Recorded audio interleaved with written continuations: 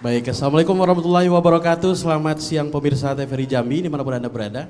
Dan tentu senang sekali rasanya saya Doni Yusra dapat kembali hadir menyapa Anda dalam program Rumah Demokrasi. Dan saat ini kita langsung dari Rektorat Universitas Jambi. Beri tepuk tangan dong untuk Universitas Jambi. Dan pemirsa, sebagaimana kita ketahui bahwa penyelenggaraan pilkada sudah dekat dan tentu peran serta integritas perguruan tinggi ini juga penting. Dan untuk membahas hal tersebut telah hadir bersama kita 3 narasumber yang hari ini akan membahas hal ini bersama kita. Pertama tentu telah hadir bersama kita Rektor Universitas Jambi, Profesor Dr. Helmi SHMH. Selamat sore, Prof. Selamat sore. Selamat sore. Apa kabar, Prof? Sehat ya? Alhamdulillah. Jadi hari ini TVRI pinjam dulu nih rektorat nih. Iya. Baik, juga telah hadir bersama kita Wakil Rektor Akademik dan Kelembagaan Universitas Islam Negeri Sultan Taha Saifuddin Jambi, Pak Dr. Ayub Mursalin. Selamat sore, Bang. Sehat ya? Alhamdulillah sehat. Baik. Pemirsa juga telah hadir bersama kita di Aula Rektorat Universitas Jambi. Pengamat politik yang tentu tidak asing lagi nih, Bang Desi Arianto. Sehat, Bang? Alhamdulillah sehat. Assalamualaikum warahmatullahi wabarakatuh. Cerah terus kayak Bang ya. Alhamdulillah. Baik, pemirsa, selama 60 menit ke depan kita akan berdialog dan juga mendiskusikan dengan topik peran dan integritas perguruan tinggi dalam menghadapi Pilkada serentak 2024. Baik, saya mau ke Pak Rektor dulu ini. Pak Rektor, di saat kita berbicara peran perguruan tinggi ya, selama ini kan fokus mungkin Bang Desi juga memahami ini. Fokus penyelenggaraan pemilu itu selalu tertuju kepada penyelenggara pemilu. Sukses tidaknya penyelenggaraan pemilu selalu tertuju kepada penyelenggara pemilu. Sering terlupakan ini, ada aspek lain dalam hal ini, yakni perguruan tinggi. Kalau Anda memaknainya, peran perguruan tinggi, Prof. Ya, terima kasih. Peran perguruan tinggi dalam penyelenggaraan pemilu, mulai dari pemilu legislatif, pemilu presiden, kemudian pemilu kada tentu saja juga sangat penting dan strategis ya. Terutama terkait dengan misalnya edukasi politik. Jadi pendidikan politik penting. Dia juga akan berdampak pada misalnya kesadaran politik masyarakat dalam rangka misalnya mensukseskan. Kemudian kesadaran masyarakat pemilih itu untuk memutuskan apa alasan untuk memasuki bilik suara kemudian menentukan pilihan. Nah ini peran dari perguruan tinggi sangat penting. Saya kira itu. Baik, kalau Pak Ayub memandang sendiri, Pak Ayub, peran perguruan tinggi sendiri. Ya, terima kasih Pak Moderator. Ya, menyambung apa yang disampaikan oleh Pak Rektor tadi, dalam setiap event-event demokrasi khususnya pemilu, pilkada, itu perguruan tinggi itu selalu menentukan. Selama ini mungkin sebagian tarik-menarik ya, mengajak perguruan tinggi untuk berpihak. Nah ini tentu tidak boleh. Nah, tetapi jangan salah bahwasanya di perguruan tinggi itu ada beberapa aspek. Tridharma perguruan tingginya ada tenaga ada dosen, kemudian ada mahasiswa, ada tendik. Kalau bagi dosen yang PNS tentu tidak boleh ikut-ikutan ya. Nah di sini peran dosen lebih kepada apa yang disampaikan Pak Rektor tadi, memberikan edukasi, pendidikan politik terhadap masyarakat untuk menjadi pemilih yang cerdas. Nah ini yang menjadi kesuksesan pemilu ataupun pilkada di situ. Nah, jadi peran dosen di situ. Sedangkan mahasiswa silakan, kalau mahasiswa tidak terikat dengan aturan PNS, boleh saja untuk berpihak ke sana kemari. Yang penting perguruan tinggi tidak ikut-ikutan untuk mengarahkan mahasiswa. Nah, batasan integritas itu nanti akan kita dalami nanti. Ya. Bang Desi, memandang peran perguruan tinggi hari ini. Kalau saya kritik nih, perguruan tinggi. Oke. Oke, terima kasih. Kalau saya melihat ada 2. Pertama, secara personal, universitas yang ada di Jambi, baik itu negeri ataupun swasta, ada sivitas akademinya, ada juga mahasiswanya. Dan itu kalau kita lihat sebarannya, itu bisa dari mana aja. Sebarannya bisa dari mana aja, dan itu bisa jadi apa saja. Nah, ketika perguruan tinggi itu mengambil peran yang baik dan benar, tentu ini akan berpengaruh. Fungsi perguruan tinggi dan fungsi dari mahasiswa dan sivitas akademi, iron stock misalnya, kemudian social control dan force value, itu juga menjadi penting, peran itu tadi, fungsi itu tadi, dengan tersebarnya di seluruh wilayah Jambi tadi. Misalnya mahasiswa Unja bisa jadi penyelenggara pemilu. mahasiswa Unja bisa jadi pengawas pemilu, mahasiswa institut atau mahasiswa UIN misalnya bisa menjadi pemantau pemilu. Itu yang secara praktis dia bisa langsung terlibat. Nah, di sisi lain secara kelembagaan seperti yang Pak Rektor singgung tadi, pendidikan politik itu menjadi penting. Karena netralitas dan integritas kampus itu juga dipertaruhkan pada pilkada. Nama besar kampus itu akan menjadi daya tarik bagi kandidat kalau seandainya kampus itu mau berpihak. Nah, sekarang tergantung dari kampusnya mau turut serta menjadi bagian dari peserta pemilu atau menjadi bagian di atas itu lagi. Nah, kalau saya lebih ke to the point lagi. Oke. Untuk perguruan tinggi di Jambi, Anda memandang, oke, kita bicara dalam konteks konseptual ya, bahwa mahasiswa bisa menjadi penyelenggara, kemudian kampus sebagai lembaga edukasi, itu kan sangat normatif sekali, Bang. Ya. Anda menilai perguruan tinggi di Jambi? Iya, saya melihat daya tarik kampus itu luar biasa. Contoh yang diambil langsung saja lah. Siapapun tokoh nasional datang ke Jambi jadi keynote speaker, diminta datang, diminta jadi pembicara. Buat apa? Tentu akan memberi pengaruh. Dan kita tahu persis masa di kampus itu luar biasa. Kita ada berapa belas ribu, Pak Rektor? 32.000 mahasiswa. Kalau dia balik ke rumah, satu keluarga itu 3 orang aja, berarti 32.000 kali 3. Hampir 100.000 itu. Hampir 100.000, bayangin. Satu kursi DPR RI. Satu kursi DPR RI, kan luar biasa. Nah, ini tentu akan menjadi daya tarik. Ya. Nah, batasan ini tergantung dari, ya kalau batasan keberpihakan itu kalau mau dibatasin itu setipis kulit ari. Oke. Iya. Secara personal kita memberikan suara dalam bilik suara, itu adalah hak konstitusional. Tetapi secara etika, salah bicara saja kita sudah dianggap bisa berpihak. Nah, itu yang dipertaruhkan untuk perguruan tinggi. Oke, baik. Nanti kita bicara integritas ini. Saya mau ke Pak Rektor lagi. Bicara tentang integritas, Pak Rektor. Bicara tentang integritas dalam konteks politik, hak politik, dan pilkada. Nah, bagaimana Anda kemudian memandang makna dan konsep integritas ini? Apakah tidak berpihak? Kalau secara konseptual integritas itu bisa kita artikan jujur, kemudian bertanggung jawab, dan disiplin ya. Bagi saya ya. Nah, kalau jujur artinya kan kita harus mempunyai jujur itu artinya bersikap tidak memberikan mampu memberikan keadilan misalnya bagi dari kita sendiri, kemudian juga kita tidak membohongi masyarakat misalnya. Nah, kemudian kalau mempunyai tanggung jawab misalnya, artinya apa yang kita sampaikan sesuai dengan tindakan. Nah, kemudian satu lagi terkait dengan disiplin misalnya. Ini juga disiplin itu penting untuk menguatkan diri sendiri dan masyarakat misalnya. Jadi kalau kita bicara tentang integritas, saya kira untuk pemilu, terutama pemilu kada, memang sangat relevan untuk mewujudkan betul-betul bahwa pemilu itu akan menghasilkan pimpinan yang juga berintegritas. Lalu bagaimana dengan integritas perguruan tinggi? Nah, saya kira sampai saat ini integritas perguruan tinggi masih tetap bertahan ya pada posisi jujur, kemudian bertanggung jawab dan disiplin itu. Karena memang kita dipagari dengan aturan terkait dengan netralitas misalnya. Nah, kalau ada misalnya hal-hal yang melanggar dari integritas dari pemilu, tentu melanggar yang namanya aturan, terutama disiplin ya. Kalau misalnya dosen melakukan melanggar integritas, artinya melanggar aturan, itu tentu akan kena hukuman disiplin. Namun seperti yang disampaikan oleh Bung Desri tadi, bahwa keberpartisipasi kemudian dihubungkan dengan integritas memang sekulit bawang kadang-kadang perbedaannya gitu. Terutama misalnya ya, ketika insan akademisi memberikan pendapat di media misalnya. Nah, ini memang sangat mudah diinterpretasikan kemudian digunakan oleh misalnya nih oleh peserta pemilu.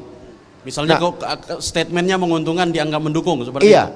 padahal memang statement itu memang keluar dari keahlian beliau misalnya Iya. sebagai ahli. Kadang-kadang juga tapi teman-teman yang menggunakan atau menyimak pendapat itu salah tafsir. Nah ini jadi persoalan. Jadi penyampaian itu dikemukakan, pendapat dikemukakan, misalnya si A dari Universitas Jambi, pengamat politik. Ini ketika menyampaikan pendapat atau pernyataan di media misalnya, kemudian penafsirannya berbeda-beda. Nah, kebetulan penafsiran yang berbeda itu, yang digunakan itu penafsiran yang menguntungkan untuk dia. Nah, ini akan juga gitu, akan jadi persoalan juga. Artinya juga peran media juga sangat penting di dalam bagaimana kemudian menafsirkan dan mengaktualisasikan peran kampus dalam setiap ajang pemilihan umum, termasuk pemilu kada. Baik.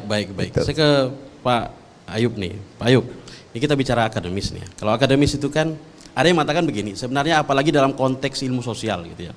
Semuanya artinya semua mungkin ada dalilnya begitu. Bagaimana dengan pendapat Pak Rektor tadi? Mengatakan ya sepanjang ini berdasarkan keahlian.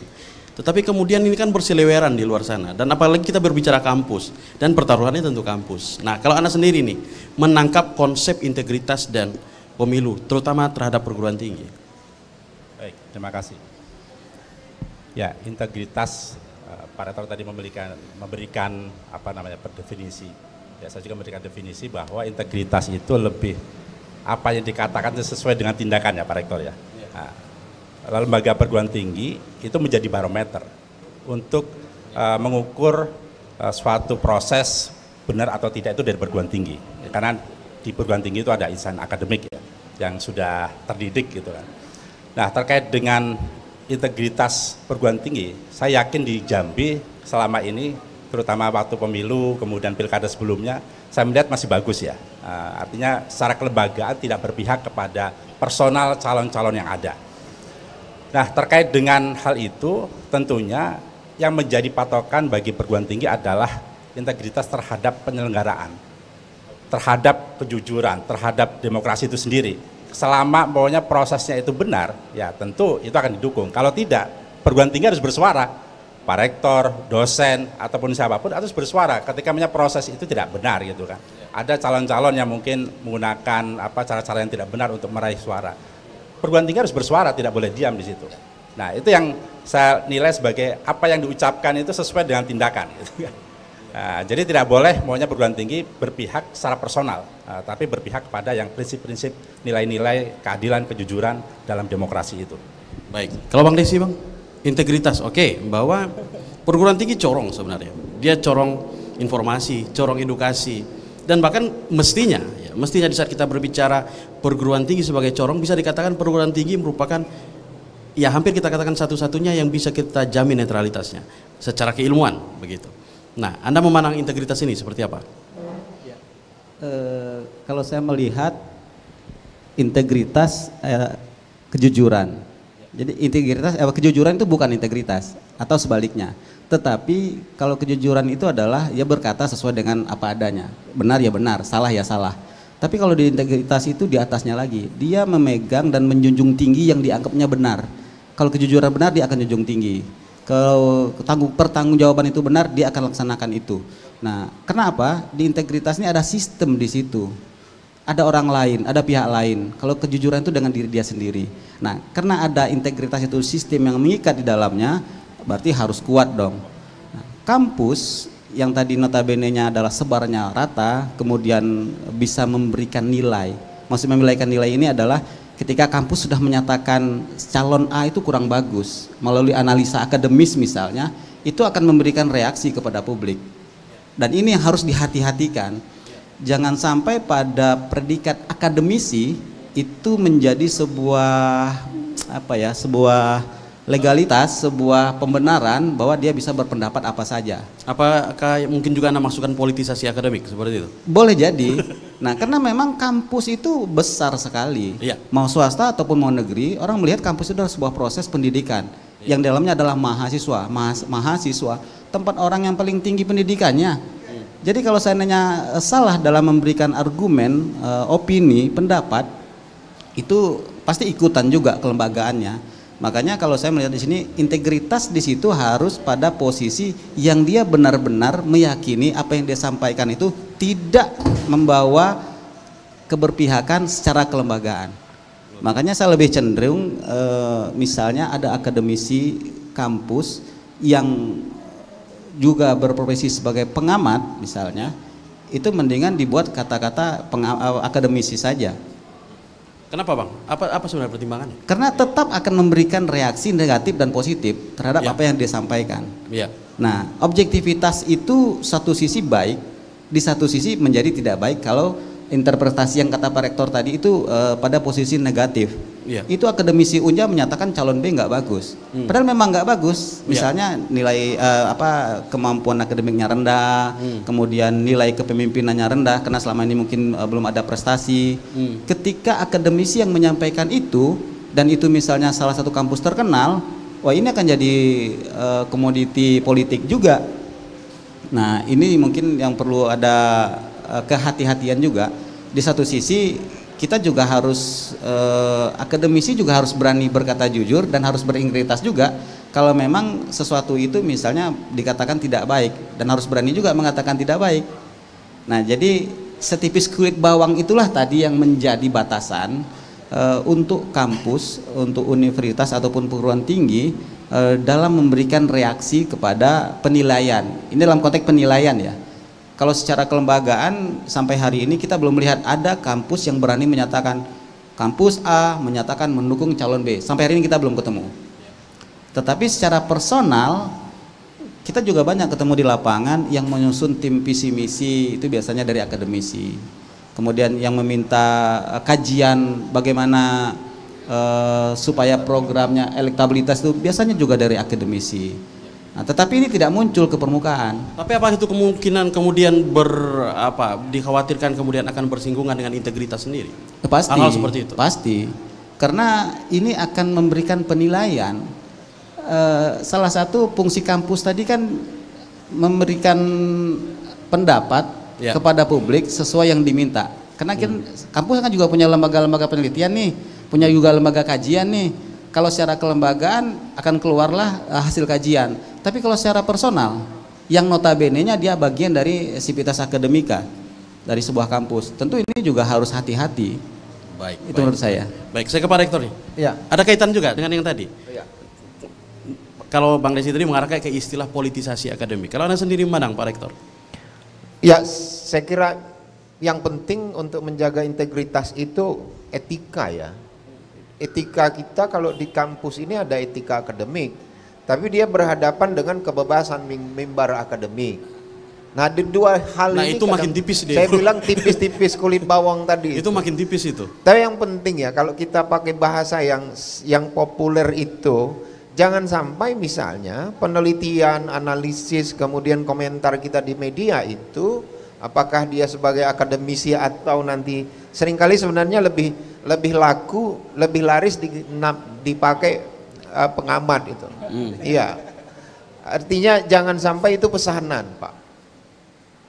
Iya, artinya ini pengamat pesanan, analis pesanan gitu, peneliti pesanan. Maksudnya ya silakan saja kalau itu memang sebatas ada batas-batas yang memang harus tidak boleh dilanggar, etika akademik. Kemudian apa yang kemudian kampus bisa lakukan, Pak Rektor? Ini kan kita berbicara tadi, Anda mengatakan semakin menipiskan jarak ini tadi dengan adanya kebebasan akademik tentunya. Nah, bagaimana kemudian kita harus memilah ini dengan baik, dengan benar? Kalau disebut bagaimana harus memilah, sebenarnya sekali lagi ya. Pertama kita lihat bagaimana misalnya hasil kita harus tahu, baca dulu nih tujuannya apa ya. Oke. Apa yang akan disampaikan. Nah, yang harus dia pahami bahwa saya kompeten enggak di sana. Ketika Oke. misalnya tidak kompeten, tapi kemudian menyampaikan sesuatu untuk publik, itu biasanya memang sangat mudah terpengaruh. Ya. Nah, apalagi memang permintaan itu misalnya buru-buru nih, harus segera disampaikan nih karena telat waktunya. Nah, ini bisa menjurus kepada salah arah jadinya. Saya kira demikian ya. Jadi memang harus hati-hati, perlu, tapi kemudian bukan sesuatu yang sensitif atau kemudian kita menghindar ya. Iya. Tapi menurut saya silakan teman-teman yang mempunyai kompetensi di bidang pemilu kada atau hal-hal isu-isu terkait dengan pemilu kada untuk memberikan pendapat di publik, tentu tidak dibatasi. Tetapi yang harus diwanti-wanti adalah patuhi, jangan langgar kode etik gitu. Yang pertama Sebagai tadi adalah akademisi tentu kompetensi tadi dan keilmuan. Ya. Nah, kalau Pak Ayub sendiri memandangnya? Ya, seperti disampaikan tadi, memang sekarang itu antara akademisi, pengamat itu agak samar-samar ya. Kita kalau lihat di televisi di Jakarta khususnya itu banyak Kadang-kadang teman-teman berubah, Pak. Pengamat politik, Iya, pengamat teman-teman hukum. di UIN Jakarta semuanya itu beberapa kawan-kawan yang menjadi pengamat. Itu kadang satu aspek kita lihat dia ini ngarahnya kemana ini ya. Itu yang harus perlu hati-hati seperti disampaikan Pak Rektor tadi. Kita punya batasan-batasan terutama terkait dengan aturan-aturan sebagai seorang PNS ya, orang ASN khususnya yang bergelut di perguruan tinggi, itu harus hati-hati untuk berstatement. Kalau seandainya tadi sampaikan Pak Desi tadi, ya kalau seandainya dosen mau menyampaikan sesuatu itu harus berdasarkan hasil penelitian. Pokoknya di kita kampus itu ada LPPM. Ya berdasarkan hasil penelitian terkait dengan bagaimana proses demokrasi, proses pilkada itu bisa disampaikan secara publik gitu. Tapi ya perlu hati-hati tadi kalau sudah menyinggung personal gitu kan. Kita mau menilai semuanya bagaimana perjalanan gubernur yang kemarin, bupati yang kemarin, wali kota kemarin seperti apa. Nah itu harus hati-hati karena itu akan bisa jadi menjadi legitimasi. Wah ini akan mendukung sini, mendukung si A, mendukung si B. Itu seperti itu, harus kehati-hatian, awas diri lah dari masing-masing dosen itu untuk memberikan statement di ruang publik. Nah, di samping itu Pak Ayub, tadi kan Anda mengatakan bahwa memang kita harus hati-hati. Tapi dalam hal ini kan kembali kepada bagaimana kemudian kampus perlu tidak kemudian kampus untuk menjamin itu? Atau memang karena ini kebebasan mimbar ya yang perlu dijamin hanya kebebasan mimbar saja? Ya saya kira agak susah juga, pokoknya kampus terlalu mengekang ya terhadap kebebasan akademik itu. Oke. Semua bisa bersuara, tetapi tadi itu sudah punya aturan Semua terikat dengan aturan itu. Dia harus melihat siapa kita, saya maunya kan mau berbicara sebagai apa. Kalau sebagai dosen, nah itu terikat dengan kenetralan tadi, tidak boleh berpihak. Nah, itu aja sih lebih ke aturan yang sudah ada di perguruan tinggi itu, bahwasanya kita tidak boleh berpihak kepada personal, kepada semua calon. Baik, mungkin kita rehat dulu. Silakan kita simak penampilan dari Nurul, silakan.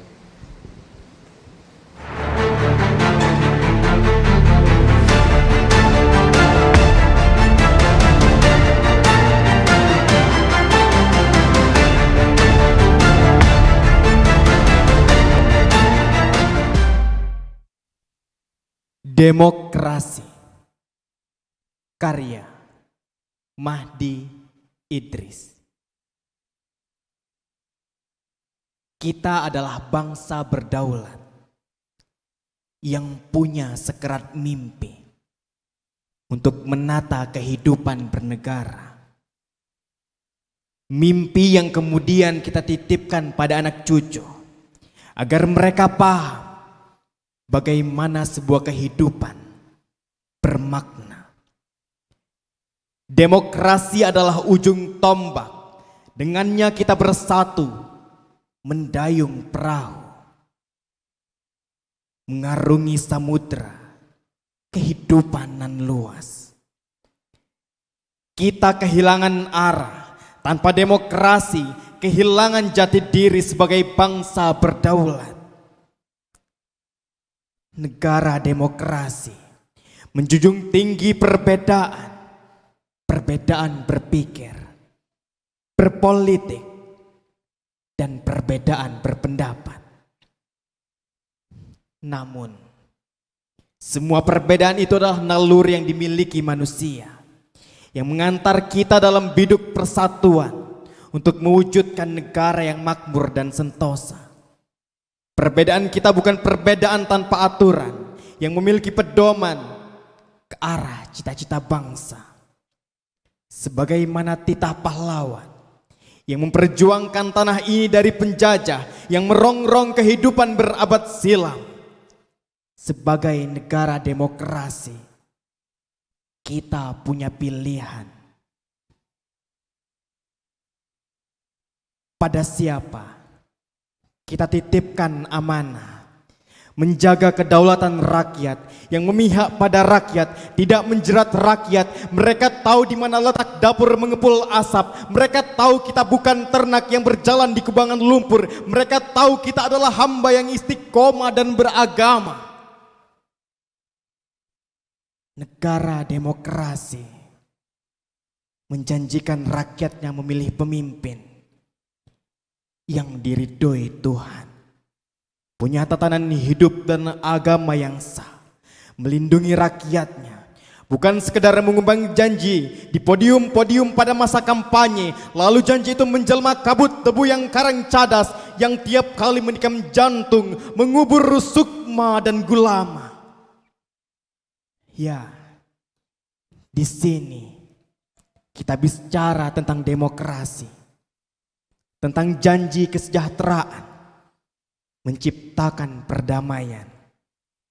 Tetapi, apakah tergerak hati menjadikannya jalan yang membawa kita pada kesejahteraan? Tapi,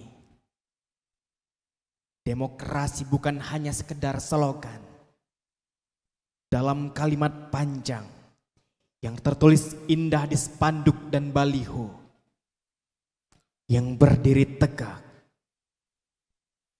yang berada di tengah kota.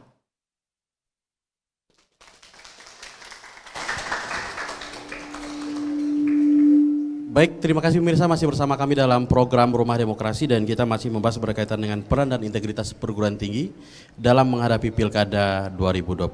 Baik, di sesi kedua ini, izin Bang Desi, untuk sesi kedua saya ke Bang Desi dulu nih. Oke. Salah satu isu menarik Bang, mungkin nanti kita juga akan berbicara bagaimana perguruan tinggi berperan dan mudah-mudahan kita ketemu solusinya dari perguruan tinggi ini. Salah satu isu yang sebenarnya selalu berputar-putar nih, baik pemilu, pilkada dan sedari dulu nggak hilang-hilang, money politik. Nah, Anda memandang ini Bang, dan bagaimana mestinya perguruan tinggi berperan?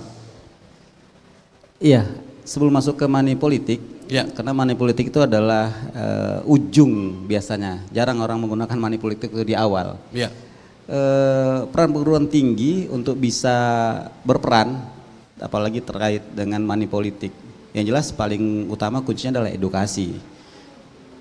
Di situ diletaknya integritas dan kejujuran. Baru harus berani menyampaikan bahwa money politik itu nggak benar, money politik itu nggak baik, money politik itu haram. Yang memberi, yang menerima haram. Dan dampaknya secara akademis dikaji dengan pemberian misalnya dalam konteks contoh misalnya 100.000, 200.000 dibagilah selama 5 tahun. Itu nilainya cuma berapa rupiah? Apakah serendah itu sebuah harga? Yang tadi dalam puisi itu bahwa demokrasi itu adalah kedaulatan rakyat, kedaulatan bangsa, yang itu cukup dinilai dengan beberapa rupiah, 100, 200, 300 kan relatif ini, tapi rupiah itu yang menjadi poin penilaian untuk suaranya bisa diberikan. Sementara hak yang paling hakiki bagi warga negara itu adalah hak kedaulatan tadi. Saya mendaulatkan kepada siapa yang paling saya percaya. Itulah yang paling hakiki, dan itu cuma diminta 1 kali dalam 5 tahun. Bayangkan kalau sana itu disalahgunakan. Berarti peran di sini adalah edukasi tadi. Kemudian yang paling penting lagi, balik-balik kepada setipis kulit bawang tadi terkait dengan keberpihakan, integritas dan kejujuran, bahwa siapapun yang backgroundnya kampus atau perguruan tinggi, ketika memberikan analisa itu harus seimbang. Maksud seimbangnya ketika ada pasangan calon, kedua pasang calon misalnya atau 3 pasang calon, itu harus dianalisa ketiga-tiganya. Kalau satu dianalisa misalnya aspek historis pasangan calon ini semuanya harus dikaji. Kalau satu lagi di sisi aspek sosialnya semuanya harus dikaji. Sehingga siapapun yang membaca, siapapun yang mendengar, siapapun yang mendapat informasi terkait analisa tadi itu akan mendapat analisa yang berimbang. Nah, jangan sampai terjadi pasangan calon A dielu-elukan kelebihannya, pasangan calon B dibobrok-bobrokkan kekurangannya. Nah, ini yang menjadi terkadang seolah-olah ini legal, seolah-olah ini baik, seolah ini hasil sebuah kajian, tetapi sebenarnya itu adalah kampanye terselubung. Nah, kalau akademisi yang melakukan itu baik katakan baik, buruk katakan buruk, tapi secara seimbang. Menurut saya di situ batasan akademisi atau sivitas akademika, karena mahasiswa juga bisa bicara, bisa juga menilai. Apalagi mahasiswa hari ini nggak ada yang nggak punya hak pilih. Sepanjang dia warga Provinsi Jambi, tinggal di Jambi, kemudian memilih pemimpin Jambi untuk provinsi, apalagi di kabupaten kota. Dan kita adalah hari ini serentak pemilihan kepala daerahnya, mulai dari provinsi, kabupaten, kota. Tentunya ini memberikan pengaruh juga. Nah, keseimbangan dalam menyampaikan itu tadilah yang sebenarnya menjadi batasan integritas tadi. Karena integritas ini, saya sepakat, integritas itu sebenarnya muaranya adalah etika. Etika itu kalau boleh saya ambil contoh, saya berjalan mau pulang nih, kebetulan di kantor ini ada satu staf perempuan mau barengan Pak, kebetulan satu arah. Nah kebetulan pula jam 2 malam, karena tidak ada tompangan, yuk kita pulang bareng satu arah. Pas sampai di rumah Pak, 2:30 malam atau jam 3 lah misalnya, tetangga melihat, wih itu pulang dengan laki orang, pulang dengan suami orang, itu anak gadis. Padahal nggak melakukan apa-apa, tapi publik melihatnya itu pelanggaran etika. Nah, batasan seperti itu juga menjadi pertimbangan dalam kampus, karena etika ini memang baliknya kepada norma ya aturan. Nah, kalau mau dikupas banyak sekali aturan yang membatasi itu. Tinggal lagi kita mau nggak mengedepankan norma tadi sehingga tidak ada etika yang dilanggar. Ketika etika tidak dilanggar, integritas bisa ditegakkan. Ketika integritas ditegakkan, apa yang disampaikan itu akan dipercaya oleh publik. Nah, sebaliknya kalau seandainya tidak berintegritas, tidak beretika, baik pun yang disampaikan, orang akan krisis, akan trustnya akan hilang. Karena orang tahu dirinya aja nggak beres, kok berpendapat seperti itu. Mungkin akan ada dalam rekam jejak digital pendapat dia, tapi asumsi, penilaian dan pendapat orang terhadap dia itu akan punya nilai tersendiri. Oke, kita masih bahas itu kayaknya nih Bang, sebelum Pak Rektor dan Pak Wer.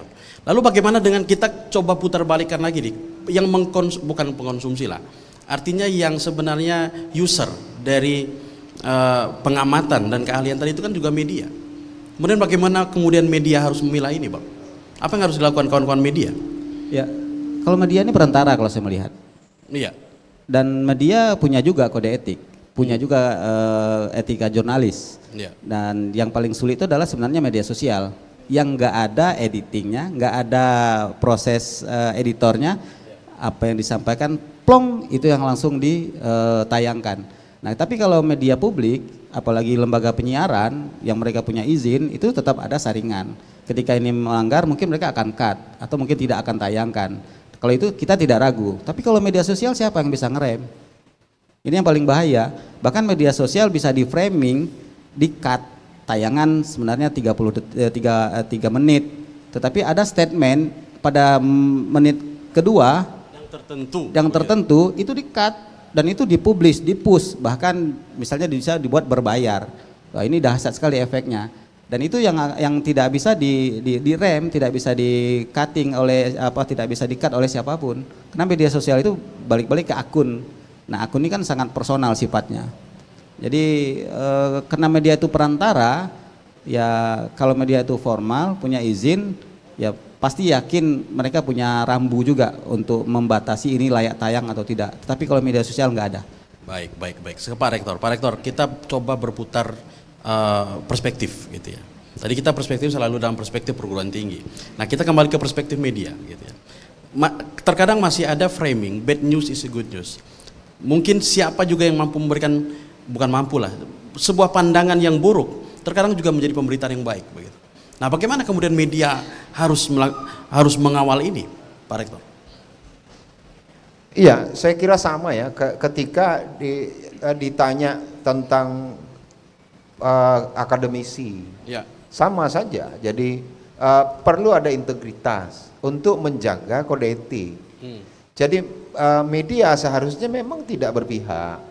Saya masih pada sana, tapi memang yang menjadi persoalan sekali lagi bahwa media sosial ini mulai dari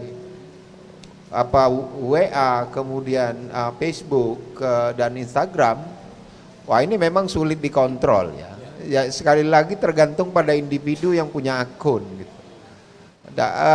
Itu persoalannya. Artinya sekali lagi ini terkait dengan integritas pribadi ya. Kalau jurnalis, media yang memang media yang yang terdaftar itu pasti mempunyai integritas, pasti mempunyai aturan internal mereka, di samping memang ada lembaga penegak kode etik jurnalistik itu. Nah, persoalan misalnya ini ada pemberitaan dengan pesanan ya, tergantung bagaimana kemudian penegakan dari kode etik jurnalistik itu. Kemudian ada juga lembaga yang menjadi pengawas dari pemberitaan dari hasil-hasil karya jurnalistik itu. Saya kira sama ketika jawabannya ketika ditanya apa dan bagaimana kemudian peran lembaga pendidikan dan akademisi termasuk mahasiswa dalam penyelenggaraan pemilihan umum termasuk pemilu kada itu. Saya kira. Baik, kalau Pak Ayub sendiri? Ya, kalau terkait dengan media ini, seperti disampaikan tadi, ada media yang sudah terdaftar, ada yang media bebas seperti Instagram, WA, terus kemudian Twitter. Nah, kalau yang media terdaftar, oke, sudah ada aturan-aturannya, ada rambu-rambunya, ada normanya. Tetapi yang media umum ini kan tidak, media sosial khususnya. Nah, kalau seperti itu kembali kepada individu. Di mana celahnya? Di situ adalah di literasi. Jadi pendidikan literasi itu penting, terutama dalam pendidikan politik itu penting di situ. Jadi di situ kita bisa harus memperkuat kesadaran masyarakat bahwasanya informasi ini harus disaring. Jadi harus kecerdasan emosional juga harus ada setiap masyarakat itu, setiap individu itu harus memiliki itu. Dia ketika ada informasi jangan diterima mentah-mentah. Jadi harus disaring dulu, harus dinalar dulu. Di situ adalah pendidikan literasi penting situ. Itu yang perlu dilakukan oleh perguruan tinggi ketika ingin menciptakan ya suasana damai lah di media sosial itu. Jadi literasi harus ditingkatkan di tingkat masyarakat. Selain itu juga ada counter discourse kan, ketika umpamanya ada pemberitaan-pemberitaan yang sifatnya hoax lah ya, itu media kampus itu penting juga untuk memberikan informasi-informasi yang edukatif ya. Jadi harus ada tema-tema yang selalu dimunculkan baik di YouTube ataupun di Twitter. Itu seperti lah dalam kasus keagamaan ya. Itu kan banyak penceramah-penceramah yang agak radikal di YouTube. Itu kan bebas orang masuk. Nah, salah satu caranya ya membuat kantornya, tandingan di situ. Nah, itu juga harus membutuhkan insan-insan kampus yang cerdas di situ. Mahasiswa diberikan edukasi untuk memberikan informasi ke media yang benar, yang baik gitu kan. Jadi tidak ikut-ikutan kemudian menyiarkan berita-berita bohong itu kan, seperti itu. Baik, Pak Rektor sendiri, kalau untuk Unja sendiri berkaitan dengan yang tadi, ya menangkal berita bohong, apalagi kalau insan kampus yang kemudian menyampaikan pemberitaan, terkadang bagi masyarakat umum terkadang memperkuat pandangan itu bahwa berita tersebut benar begitu. Bagaimana kemudian kampus sendiri mengawal itu semua? Ya, kampus sebenarnya khususnya Universitas Jambi kita punya tim ya, tim bahkan baik di universitas maupun di setiap fakultas itu ada yang namanya tim penegakan kode etik, tim penegakan disiplin. Ada memang yang belum terbentuk secara permanen, tapi artinya kalau belum ada dibentuk secara permanen pada unit kerja, itu kita biasanya membentuk ketika ada kasus. Jadi ada tim pemeriksaan kode etik. Dan itu jelas sebenarnya. Kita punya di tingkat UPT kita mempunyai sistem yang bisa kemudian memverifikasi, mengidentifikasi postingan-postingan mahasiswa, dosen atau tenaga kependidikan yang memang misalnya kita anggap wah ini harus dilakukan klarifikasi, ini harus dipanggil. Jadi kita jalan itu, tetapi bukan berarti kemudian kita menghalangi untuk berbicara, menyampaikan pendapat di muka umum. Itu tentu tidak bisa kita lakukan karena ada yang namanya kebebasan mimbar akademik, itu kita harus hargai. Tapi sepanjang itu memang tidak melanggar kode etik, karena jelas ada kode etik kita itu di statuta, di peraturan akademik itu jelas. Artinya saya ulangi, kalau dia tidak melanggar kode etik itu silakan saja menyampaikan pendapat, berpartisipasi, artinya berperan di dalam aktivitas politik. Saya kira tidak ada persoalan. Jadi tujuannya juga sebenarnya sih untuk menguatkan kemampuan individu untuk bisa mengaktualisasikan perannya di masyarakat. Karena memang saya tambahkan ya, terkait dengan misalnya beberapa persoalan di dalam penyelenggaraan pemilu kita, misalnya politik sara, terjadi polarisasi, tadi politik uang. Kita prihatin, saya pribadi prihatin ketika diskusi dengan beberapa teman misalnya, ternyata yang paling besar alasan untuk memutuskan memilih calon di bilik suara adalah materi. Teman-teman penggiat survei silakan mungkin akan menyampaikan. Memang bisa mencapai 70% tingkat keputusannya itu alasannya karena materi. Apapun bentuknya lah. Nah ini kan tantangan dari perguruan tinggi termasuk Unja dan UIN untuk melakukan edukasi sehingga keputusan dari pemilih terutama insan Unja adalah alasan substansi, bukan alasan materi.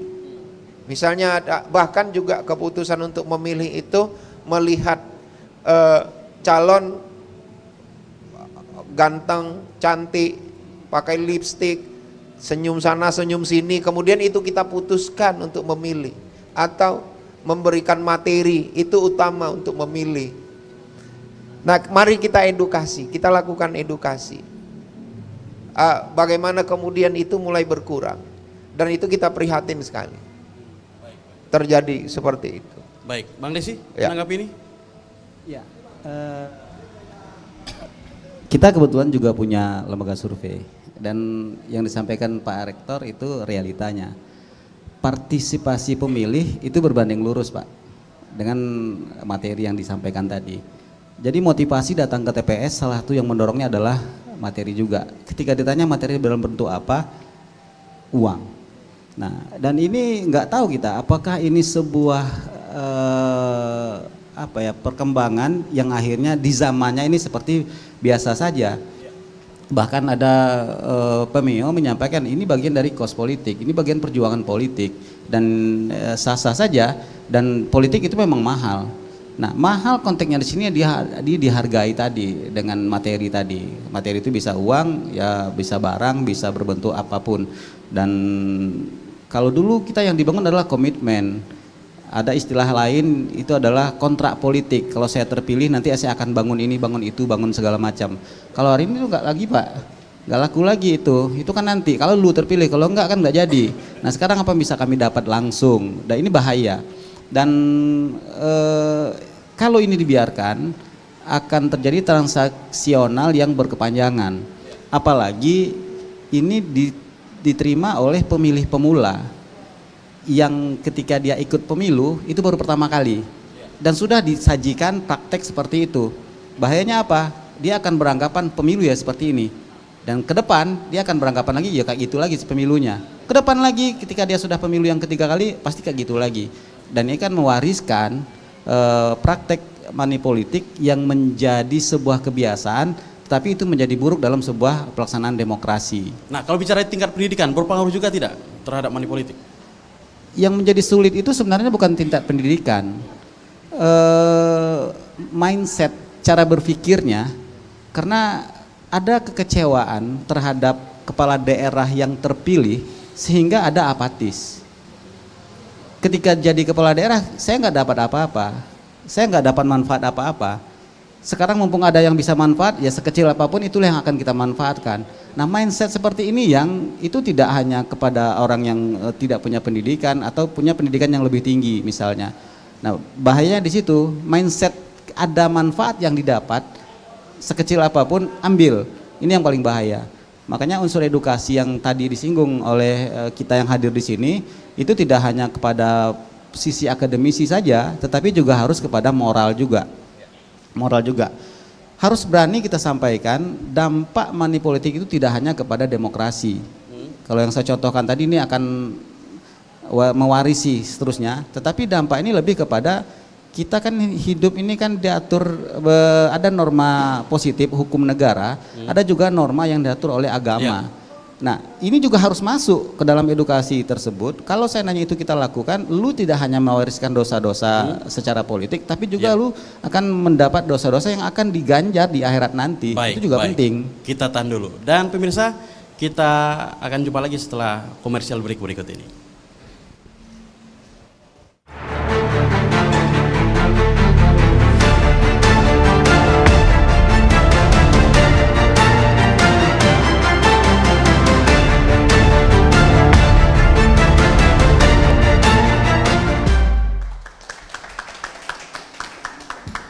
Baik, terima kasih pemirsa, masih bersama kami dalam program Rumah Demokrasi dan kita masih membahas berkaitan dengan peran dan kemudian integritas kampus dalam menghadapi Pilkada serentak 2024. Nah, untuk sesi ketiga ini kita minta pandangan nih dari teman-teman akademisi Unja.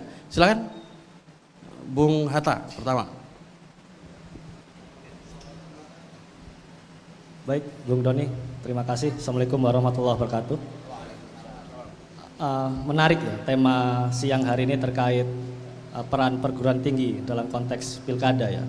Memang perguruan tinggi ini memiliki posisi yang strategis ya dalam konteks memastikan pilkada secara substansial itu berjalan dengan baik.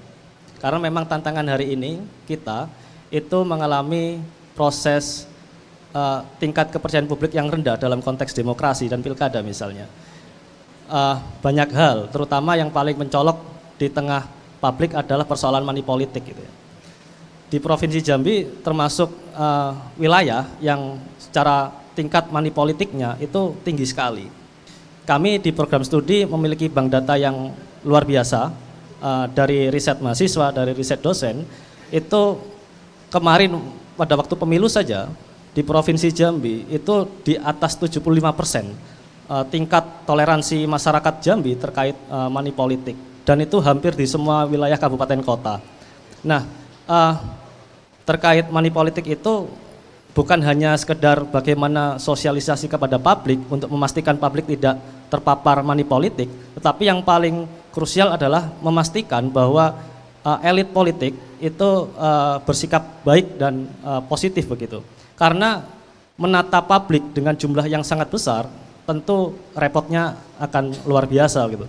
Dan penataan supply side dari elit itu yang harus dilakukan dan perguruan tinggi juga memiliki fungsi di sana. Nah, kalau bicara integritas insan kampus sendiri, Bung Hatta. Iya, terkait para akademisi kampus ya yang kemudian menyuarakan pandangannya terkait politik misalnya. Ya.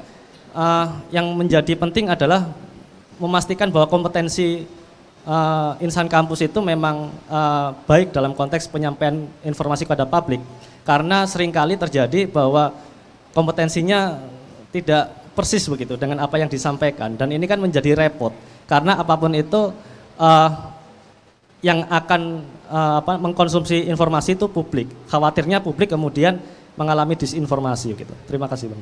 Baik, silakan Pak Zakli sekaligus tanggapannya. Baik, terima kasih pada host. Mungkin dari materi tadi sudah sangat jelas sebenarnya dari sisi edukasi, peran perguruan tinggi dan konsistensi yang kita lakukan pada kampus pada hari ini, baik dalam dosen maupun juga mahasiswa. Nah, tapi yang paling menarik itu adalah kita bicara hal teknis pada hari ini. Kalau kita bicara pemilu kemarin gitu kan, kita bicara evaluasi. Pada menghadapi pemilihan pilkada nanti, yang paling penting itu adalah memastikan partisipasi politik kita selalu meningkat. Nah, kalau kita disinggung masalah money politik terkait bagaimana masyarakat itu meminta materi, tapi kita di kampus kita bisa melakukan hal-hal teknis lainnya, seperti memastikan mahasiswa ataupun dosen baik pekerja yang mungkin tidak berdomisili di Kota Jambi atau Muaro Jambi dapat mengakses pindah milih. Nah, itu yang mungkin hal teknis sering dilupakan. Karena kita berkaca pada pemilu, itu banyak sekali sesuatu teknis yang tidak diperhatikan masyarakat. Contoh seperti tahun ini kita melaksanakan pemilu secara de jure gitu kan. Sehingga pada cerita sebelumnya 2019, ya mungkin orang bisa secara de facto itu memilih, tetapi pada hari ini ketika dia tidak mengurus pindah milih, hilang hak pilihnya, Pak. Jadi itu yang membuat kerusuhan mungkin di TPS-TPS yang tidak dan kurang tersampaikan, baik dari penyelenggara pemilu untuk sampai ke bawah. Nah, itu di situ saya pikir peran kampus sangat besar di sini dalam mengaminkan dan juga mensosialisasikan edukasi-edukasi teknis tersebut. Kalau bicara integritas insan kampus, ya kalau bicara integritas saya mungkin termasuk yang menyambung dari pernyataan Pak Rektor tadi. Tentu kita bicara konsisten dalam apa yang kita ucapkan, disiplin itu tadi. Jadi sehingga ketika akademisi itu mengatakan dirinya sebagai akademisi, pastinya dia harus melakukan tanggung jawab terhadap statementnya itu tadi. Sehingga itu tidak menyebabkan keributan-keributan gitu. Ketika di media itu berkata A, tapi ternyata pada prakteknya B, ini kan membuat kontradiksi di masyarakat. Nah, kita sebagai akademisi pasti perlu jadi contoh. Nah, contoh itulah yang mungkin akan kita tegakkan dari kejujuran tadi, kedisiplinan, serta juga tanggung jawab pada tugas dan kewajiban kita sebagai akademisi. Mungkin itu sekian ya. Baik. Nah, sekarang kita membuka sesi tanya jawab dari teman-teman mahasiswa. Silakan. Kita buka 3 sesi pertanyaan untuk sesi ketiga ini. Silakan. Baik, terima kasih. Saya Christine Matondang dari mahasiswa Fakultas Hukum Universitas Jambi. Nah, menyambung dari pertanyaan sebelumnya tentang money politik. Nah, berbicara peran dan integritas perguruan tinggi terhadap pilkada, saya tertarik selaku mahasiswa ingin bertanya kepada narasumber bagaimana cara atau strategi perguruan tinggi untuk mensosialisasikan kepada mahasiswa bagaimana membatasi diri atau menghindari dari masalah money politik itu sendiri, ajakan negatif karena mahasiswa itu sendiri masih rentan terhadap ajakan money politik. Terima kasih. Baik, silakan langsung pertanyaan kedua. Tes. Oke, selamat siang. Perkenalkan, nama saya Herung Awar dari Fakultas Hukum Universitas Jambi. Saya ingin bertanya terkait peran Universitas Jambi dalam melakukan kerjasama terhadap pihak-pihak terkait, yaitu Komisi Pemilihan Umum, Badan Pengawas Pemilu untuk meningkatkan kualitas pilkada itu sendiri. Sekian. Baik, silakan yang ketiga. Terima kasih, suatu kesempatan yang sangat luar biasa. Saya Syai Saladin Usman dari Prodi Ilmu Hukum Fakultas Hukum Universitas Jambi. Saya bertanya terkait dengan perspektif mahasiswa, terkait dengan peran dari perguruan tinggi, bagaimana peran perguruan tinggi menghadapi yang namanya mahasiswa yang memiliki disabilitas. Apakah itu menjadi peran dalam perguruan tinggi dan apakah itu menjadi suatu prioritas integritas dari perguruan tinggi? Terima kasih. Terima kasih. Baik, silakan. Ini perguruan tinggi judulnya ini, Pak. Artinya UIN dan Unja kali ini. Silakan Pak Rektor dulu menanggapi.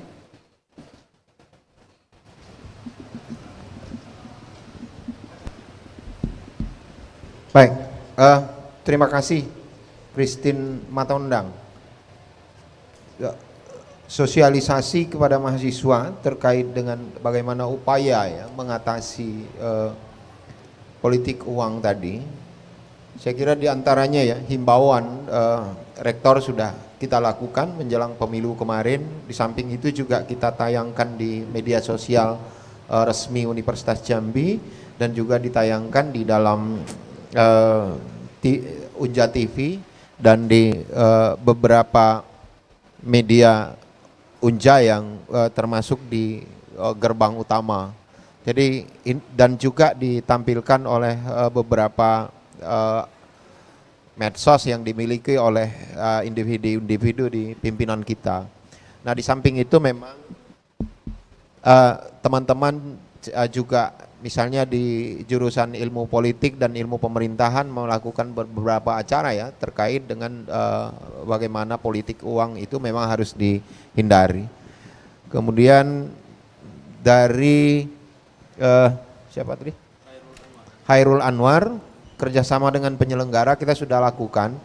Mahasiswa kita sebenarnya kan mahasiswa-mahasiswi kita sebenarnya ada magang di Bawaslu, ada magang di KPU terkait dengan ini. Jadi sebenarnya ini sudah lama kita lakukan untuk mengedukasi, ajang edukasi bagi mahasiswa bagaimana memahami dan kemudian harapannya memang mengimplementasikan itu. Kemudian dari Syed Saladin Usman terkait dengan peran perguruan tinggi terhadap pemilih disabilitas.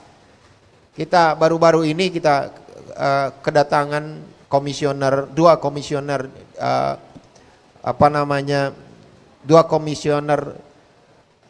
disabilitas nasional ke Unja. Itu memang salah satunya bagaimana penyandang disabilitas ini bisa kalau konteksnya kunjungan kemarin untuk mereka mendapatkan akses pendidikan. Nah, tentu kalau kita berkaitan dengan peran perguruan tinggi untuk meningkatkan partisipasi disabilitas, termasuk juga tanggung jawab perguruan tinggi mungkin ya. Kita misalnya bekerja sama dengan Bawaslu, bekerja sama dengan KPU, bagaimana kemudian tingkat partisipasi dari disabilitas, penyandang disabilitas itu di dalam pemilihan umum, termasuk dalam pemilu kada. Saya kira demikian karena memang para penyandang disabilitas ini perlu perlakuan khusus untuk menggunakan hak politiknya, termasuk menggunakan hak pilihnya. Jadi saya kira demikian. Baik, silakan Pak Ayub. Baik, terima kasih. Yang pertanyaan pertama terkait dengan money politik ya. Ini memang menjadi penyakit akut nih di masyarakat kita ini. Ya, biasanya money politik ini menyerang. Ya, kadang kalau di orang-orang yang sudah terdidik mungkin orang tidak menjadi sasaran itu, tapi di masyarakat menengah ke bawah yang kurang terdidik, mungkin di pelosok-pelosok itu biasanya diserang itu untuk money politik itu menjadi sasaran utama. Nah, terkait dengan mahasiswa, ya ini jelas perguruan tinggi memiliki peran yang strategis ya untuk memberikan edukasi. Kata kuncinya adalah edukasi politik, bahwasanya money politik itu tidak boleh. Nah, mungkin yang pertama malah justru kita pengen mendorong mahasiswa itu mengambil peran aktif ya untuk terjun di tengah masyarakat untuk menjadi pengawas. Ya, mungkin terlibat kerjasama dengan Bawaslu dan sebagainya untuk mengawasi bagaimana proses money politik tidak terjadi. Tetapi menjadi masalah ini adalah sekarang ini seperti bertepuk sebelah tangan. Perguruan tinggi sudah semaksimal mungkin memberikan edukasi politik, tapi dari aspek partai politik sendiri tidak melakukan itu. Saya tidak melihat, maunya di Jambi itu ada pendidikan politik yang dilakukan oleh partai politik. Itu hampir kurang terlihat. Paling ada kampanye hanya sekedar mengajak, tapi tidak mengajari atau melakukan pendidikan kepada edukasi kepada masyarakat agar berpolitik yang baik, yang cerdas gitu kan. Itu hampir tidak terlihat itu. Rata-rata lebih hanya pada kampanye saja. Nah, itu yang perlu harus sinergikan ya. Artinya pendidikan itu tidak hanya dari kampus tapi juga dari partai politik itu. Karena punya tanggung jawab partai politik untuk melakukan pendidikan politik juga terhadap semua masyarakat, khususnya maunya mahasiswa. Nah, mungkin salah satu peran pentingnya di situ perguruan tinggi mendorong mahasiswa untuk terlibat aktif dalam proses pengawasan. Itu lebih penting itu. Agar mereka tidak tergiur dengan hal itu. Itu salah satu caranya. Yang kedua terkait dengan kerjasama, ya saya yakin sama dengan UIN juga sudah melakukan kerjasama dengan berbagai pihak, seperti KPU, Bawaslu, di mana mahasiswa magang di situ, itu sudah dilakukan. Selain itu juga mahasiswa sekarang ini proses KKN nih, itu sering dilakukan, pokoknya KKN untuk melakukan edukasi edukasi politik di tengah masyarakat terkait bagaimana pemilu yang bagus, yang cerdas, yang baik, yang sehingga tidak terjadi penyimpangan-penyimpangan di tengah-tengah masyarakat itu harus dilakukan. Dan itu tidak hanya dengan KPU, dengan Bawaslu, tapi juga dengan aparatur pemerintahan, dengan aparat pemerintahan desa itu sudah dilakukan. Nah, terkait dengan peran perguruan tinggi terhadap penyandang disabilitas, kebetulan di UIN juga sudah membuka itu ya, membuka ruang, membuka akses untuk disabilitas kuliah di UIN Jambi. Dan bahkan kalau tidak salah ada mahasiswa alumni berprestasi ya? Alumni berprestasi kemarin, sudah langsung diterima kerja di BUMN, salah satu BUMN di Jawa. Oh gitu ya? Kemarin tidak ikut wisuda, dia langsung berangkat ke sana. Oh yang kemarin wisuda? Wisuda, itu sudah lulus, satu orang yang terima. Sekarang jumlahnya sekitar 37, plus tambah kemarin yang baru 9. Jadi kita mengafirmasi mereka untuk bisa mengakses pendidikan itu. Mudah-mudahan Unja juga sudah melakukan itu dan kita bisa sinergi untuk ya memberikan saran prasarana yang layak ya untuk mereka. Selain itu juga kita tetap mendorong bagaimana peserta disabilitas itu memiliki hak yang sama dengan masyarakat pada umumnya, terutama dalam pemilu, dalam pilkada ini ya tentu harus didorong itu agar mereka tidak hilang hak suaranya. Terima kasih. Baik. Pak Rektor ingin menambahkan? Iya. Baik.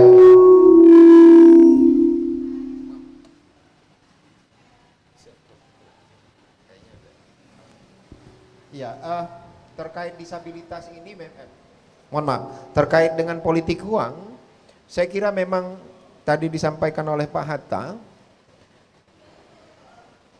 sayangnya memang para peserta pemilu seolah-olah membiarkan ya kondisi masyarakat yang tingkat alasan mereka untuk memilih itu karena uang, karena materi. Jadi maka para peneliti termasuk Universitas Jambi saya kira harus mencari apa sih penyebabnya ini. Apa sebabnya masyarakat ini itu alasan untuk memutuskan memilih itu karena uang, karena materi, tidak substansi. Menurut saya bukan sekedar terkait dengan edukasi pemahaman mereka terhadap bagaimana tahapan pemilu, apa manfaatnya pemilu. Tapi ada alasan lain, misalnya ekonomi. Kita tahu bahwa dari tahun 2020 sampai dengan awal 2023 Indonesia dilanda COVID-19. Fenomena ini meningkat 75% sampai keputusan untuk memilih itu menurut saya, tapi saya tidak ahlinya. Tapi kacamata dangkal saya membuat asumsi bahwa alasan ini karena memang persoalan ekonomi akibat COVID-19. Tapi apakah itu betul atau tidak, menurut saya perlu ada kajian dari kita, dari teman-teman yang memang berkompeten untuk melakukan analisis ini. Hubungan antara keputusan untuk memilih dengan penyebabnya itu. Saya kira ini menarik dan teman-teman adik-adik mahasiswa juga bisa berperan untuk itu. Ini untuk masa depan pemilu di Indonesia, masa depan demokrasi 5 tahun, 10 tahun yang akan datang. Sehingga edukasinya adalah memilih dengan alasan substansi. Kita akan bisa menemukan itu ketika kita menemukan penyebabnya dan mengatasi penyebabnya, untuk bisa berperan mengatasi penyebab itu. Saya kira demikian. Baik, Bang Lisi, menanggapi diskusi dan pertanyaan kita hari ini. Iya, kalau ditanya peran perguruan tinggi terkait dengan pilkada ini, apalagi untuk partisipasi, money politik, kemudian disabilitas, izin Pak Rektor, Pak Ayub, bisa nggak Rektor buat edaran kepada seluruh sivitas akademika? Sangat bisa ya. Nah misalnya nih, misal Pak Rektor menjelang pemilu, 1 bulan menjelang pemilu atau berapa lah dikaji, itu dibuatlah semacam sebuah edaran yang isinya salah satunya, pertama dilarang money politik, kemudian untuk keluarganya yang punya disabilitas segera menghimbau dan segala macam, apapun yang berkaitan dengan yang kita diskusikan tadi itu masuk dalam surat edaran, yang itu akan disampaikan kepada seluruh sivitas akademika. Minimal itu konkret. Dan itu bisa sampai entah melalui media apa, tapi intinya itu bisa tersampaikan kepada sivitas akademika yang 32 orang, dan kalau dia bawa balik ke rumah, di rumah sudah ada lagi keluarga, ayah, ibu, dan adik segala macam, saya yakin ini akan lebih masif tersampaikan edaran itu tadi. Itu misalnya yang lebih menurut saya yang konkret disampaikan tadi. Kemudian terkait dengan disabilitas, di pemilu memang salah satu harus ada aksesabilitas. Jadi penyandang disabilitas harus diberi akses, tidak hanya kepada waktu pemilihan saja Pak. Contohnya di TPS harus ada akses untuk orang yang buta, untuk orang yang pakai kaki lumpuh atau orang yang pakai kursi roda. Kemudian yang paling prinsip lagi, mereka harus terdaftar pada daftar pemilih tetap. Itu dulu muaranya. Nah, memastikan bahwa yang terdaftar orang yang disabilitas itu terdaftar di daftar pemilih tetap, itu harus ada akses juga. Nah, itu mungkin salah satu adalah himbauan. Mumpung sekarang KPU baru menetapkan daftar pemilih sementara. Menjelang daftar pemilih tetap ditetapkan oleh KPU, mungkin edaran tadi bisa membantu juga. Oh, ternyata di rumah saya itu ada satu orang penyandang disabilitas tapi belum terdaftar, dan ini membantu juga.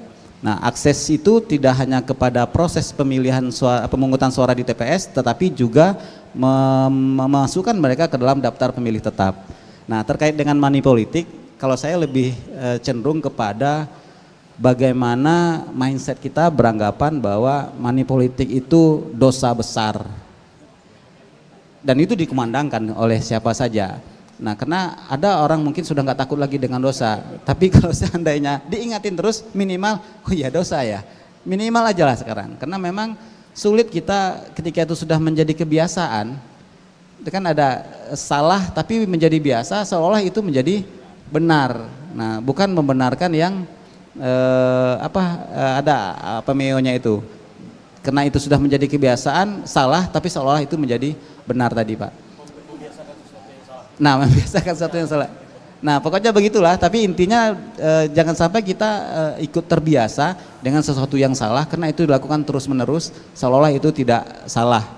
Nah, itu terkait dengan money politik tadi, karena memang di eranya sekarang kalau nggak ada itu mungkin sulit. Kalau dari hasil penelitian tadi 75%, kalau mata pilih kita 2,4 juta yang menggunakan hak pilihnya adalah sekitar 75%, berarti sekitar 1,8 juta yang milih. 75%-nya money politik Pak, dahsyat itu kan, ngeri sebenarnya demokrasi kita itu.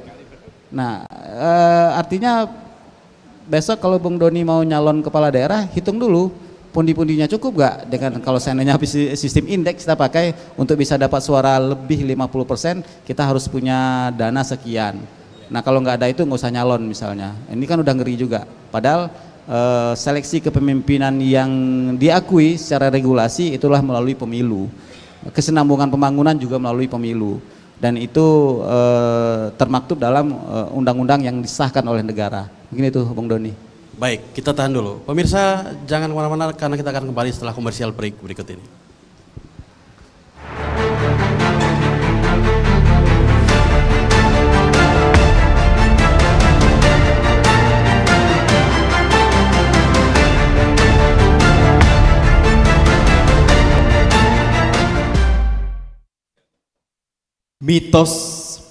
Mitos kecemasan. Karya Afrizal Malna. Kota kami dijaga mitos-mitos kecemasan. Senjata jadi kenangan tersendiri di hati kami yang akan kembali membuat cerita saat-saat kami kesepian.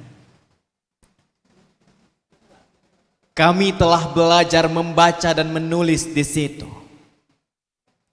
Tetapi kami sering mengalami kebutaan saat merambahi hari-hari gelap gulita. Lalu kami berdoa. Seluruh kerbau bergoyang menggetarkan tanah ini. Burung-burung berterbangan memburu langit, mengarak gunung-gunung keliling kota. Negeri kami menunggu hotel-hotel bergerak membelah waktu, mengucap diri dengan bahasa asing. Oh, impian yang sedang membagi diri dengan daerah-daerah tak dikenal. Siapakah pengusaha besar yang memborong tanah ini? Kami ingin tahu di mana anak-anak kami dilebur jadi bensin. Jalan-jalan bergetar, membuat kota-kota baru sepanjang hari. Radio menyampaikan suara-suara ganjil di situ. Dari kecemasan menggena seperti tak ada yang bisa disapa lagi esok pagi.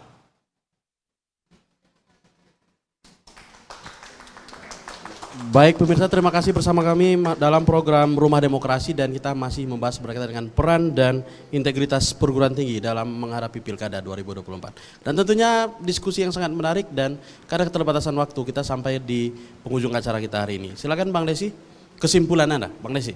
Oke.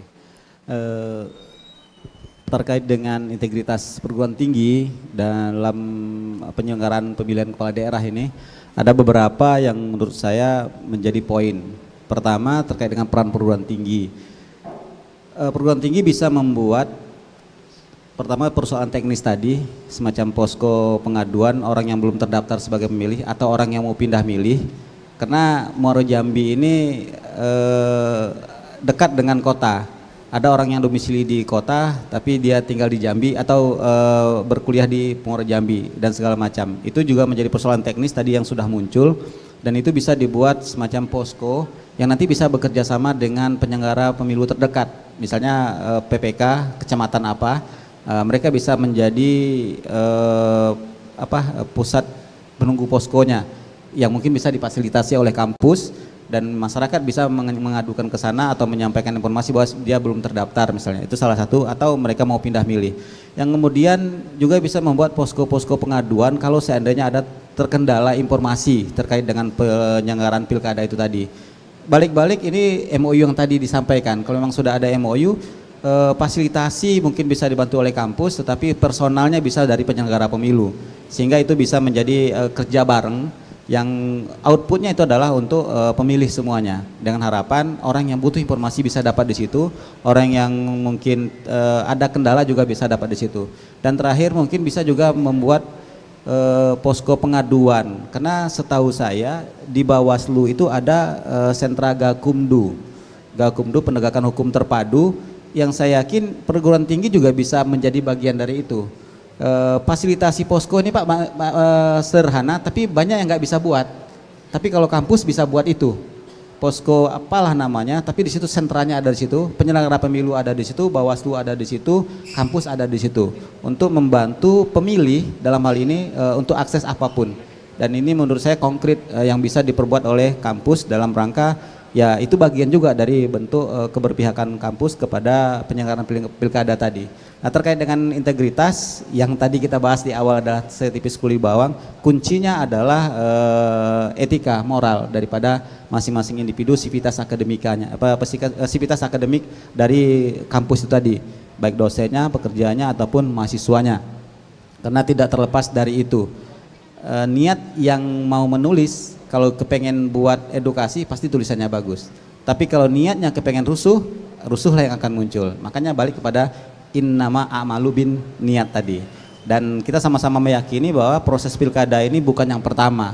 Kita pertama kali 2005, sekarang sudah 2024, sudah 5 kali kita menyalakan pilkada, jadi bukan hal yang baru. Tentunya kita sudah bisa membedakan mana yang baik dan mana yang buruk. Mudah-mudahan yang buruk tidak lagi muncul di pilkada 2024 itu. Mungkin demikian. Baik, terima kasih. Terima kasih. Pak Ayub. Baik, terima kasih. Ya, bicara terkait dengan peran perguruan tinggi, kemudian integritas perguruan tinggi terkait dengan pilkada, tentunya kita akan tetap melihat pada fungsi dari perguruan tinggi itu sendiri. Perguruan tinggi memiliki 3 fungsi, yaitu ternama perguruan tinggi ya, pendidikan, penelitian, dan pengabdian. Nah, ini menjadi titik poin peran perguruan tinggi dalam pilkada ke depannya. Terkait dengan pendidikan, kampus sudah jelas tidak bisa diragukan lagi bahwasanya selalu memberikan pendidikan moral khususnya, terutama pendidikan dalam bidang politik itu untuk menjadi ya insan-insan yang benar-benar cerdas ya dalam setiap event-event politik, diantaranya dalam pilkada. Kita jangan kemudian mudah untuk tergiur oleh rayuan-rayuan politik yang pragmatis ya, seperti money politik. Itu selalu pasti menjadi ajaran pendidikan utama dari perguruan tinggi untuk di level mahasiswa. Karena ya seperti saya katakan tadi bahwasanya politik uang itu sangat merugikan kita bersama. Ya, itu hanya sesaat saja, cuma satu orang dapat 50.000, 100.000, hanya dalam hitungan 1 menit sudah habis itu kan. Tapi dampaknya itu yang lebih harus diperhatikan ya, karena dampaknya itu panjang, tidak hanya tahunan tapi ya bisa terus menerus gitu. Karena udah satu periode ini mudah untuk memperoleh suara dengan money politik, pasti berikutnya akan diulangi lagi. Nah itu yang kemudian harus mencerdaskan masyarakat terkait dengan masalah money politik. Yang kedua terkait dengan penelitian, kita selalu mendorong dosen untuk selalu melakukan penelitian agar bisa mengawal proses demokrasi di Indonesia itu berjalan dengan baik. Pada tahun 2020 kita sudah melakukan kolaborasi antara Unja dan UIN ya terkait dengan bagaimana sih proses pilkada pada tahun 2020 itu. Kita sudah melakukan penelitian itu dan ya ada beberapa masukan-masukan.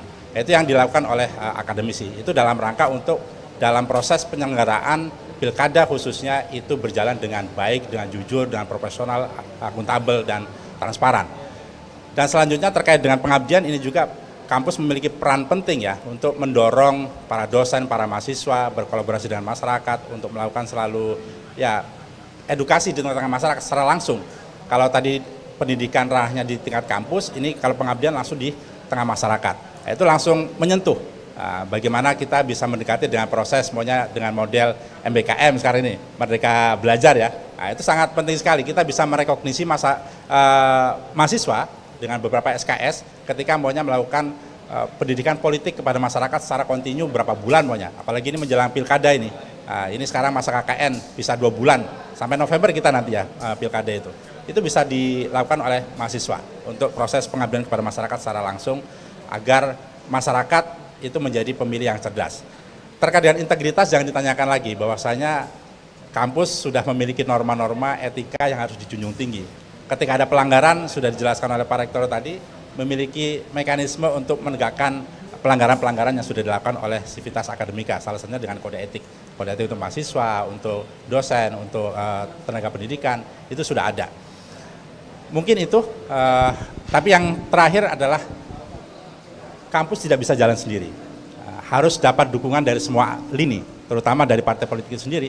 Bagaimana harus mendukung, bagaimana kampus bisa mencerdaskan masyarakat dan partai politik juga ikut mencerdaskan masyarakat agar menjadi pemilih-pemilih yang cerdas dalam setiap event-event politik. Baik, Pak Rektor, kesimpulannya? Terima kasih. Kondisi saat ini memang kita tidak bisa kemudian frustasi ya. Artinya tingkat politik uangnya sampai 75%. Itu tidak kemudian membuat kita frustasi untuk terus berperan, terus berpartisipasi di dalam mengubah kondisi ini supaya lebih baik lagi nilai demokrasi kita, terutama juga tentu utamanya di Provinsi Jambi. Artinya insan akademisi mulai dari dosen, mahasiswa harus berperan. Bicaralah, lakukan penelitian, kemukakan pendapat, karena ini bagian dari kebebasan akademik, kebebasan mimbar akademik. Tapi tentu harus tetap menjunjung tinggi nilai-nilai integritas tadi. Jadi jujur, bertanggung jawab dan disiplin. Jangan sampaikan sesuatu di masyarakat baik melalui kanal pribadi maupun kanal resmi terkait misalnya informasi yang belum tentu kebenarannya, terkait dengan politisasi SARA misalnya. Nah itu akan membuat kemudian menambah persoalan terkait dengan politik uang ini. Jangan ditambah kondisi ini kemudian kalau disebut misalnya dia sudah kanker stadium 1, jangan dijadikan stadium 4 gitu. Artinya ini penyakit, tapi harus kita berikan treatment, harus kita berikan, kita sentuhan dengan obat gitu. Nah, obatnya adalah kalangan akademisi. Kondisi ini memang tidak mudah bisa kita atasi, bisa kita tiba-tiba berubah dari 75% menjadi 10%, itu mustahil. Pada pemilu kada yang akan datang, mustahil itu terjadi. Saya kira mungkin bisa nanti diskusi lebih lanjut ini terkait dengan itu. Itu saja saya kira, artinya silakan berpartisipasi tapi jaga integritas. Demikian, terima kasih. Assalamualaikum warahmatullahi wabarakatuh. Waalaikumsalam. Terima kasih atas kehadirannya Rektor Universitas Jambi, Profesor Dr. Helmi, SHMH, Wakil Rektor Bidang Akademik dan Kelembagaan UIN STS Jambi, Dr. Ayub Mursalin, dan tentu pengamat politik kita Bung Desi Arianto. Pemirsa, demikian tadi dialog singkat kita berkaitan dengan peran dan integritas perguruan tinggi dalam menyongsong Pilkada 2024. Saatnya kampus menjadi corong segala hal dalam penyelenggaraan demokrasi ini, menjadi filter dan pendorong terwujudnya demokrasi yang sehat sehingga terwujud juga hasil pemilu dan pilkada yang berkualitas. Saya Doni Yusra undur diri dan kita jumpa lagi minggu depan. Assalamualaikum warahmatullahi wabarakatuh.